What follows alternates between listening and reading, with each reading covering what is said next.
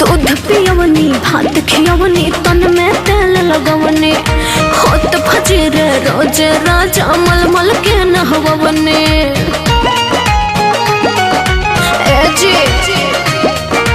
दूध पियवनी भात खियवनी तन में तेल लगवनी होत फजीर रोज राजा मलमल के नहवनी। देखभाल के बचपन से हमका दिहनी से देखभाल के बचपन से हमका दिहनी से हतना दिन के पोसल सुगानवा तोहरे हाके लागल जान। हतना दिन के पोसल सुगानवा तोहरे हाके लागल जान।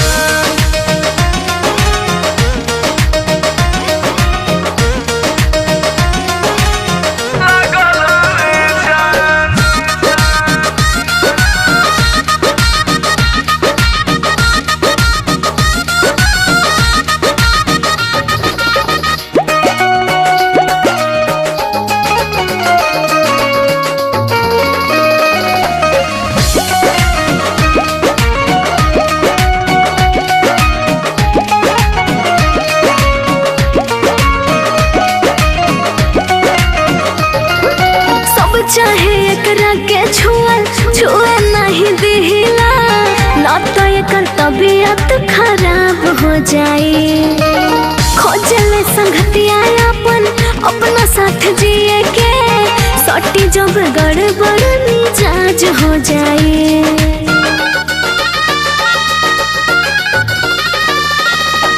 सब चाहे एकरा के छुए नहीं दिहिला ना तो एकर तबीयत खराब हो जाए। खोजले संगतिया अपना साथ जिए के सटी जब गड़बड़ मिजाज हो जाए।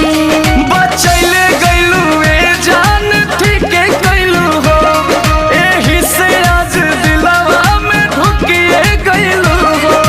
खेले लायक चीज भइल बा नइखे अब नादान। खेले लायक चीज भइल बा नइखे अब नादान।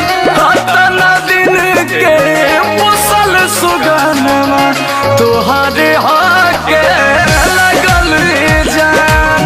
हतना दिन के पोसल सुगानवा तोहरे हाके लागल जान।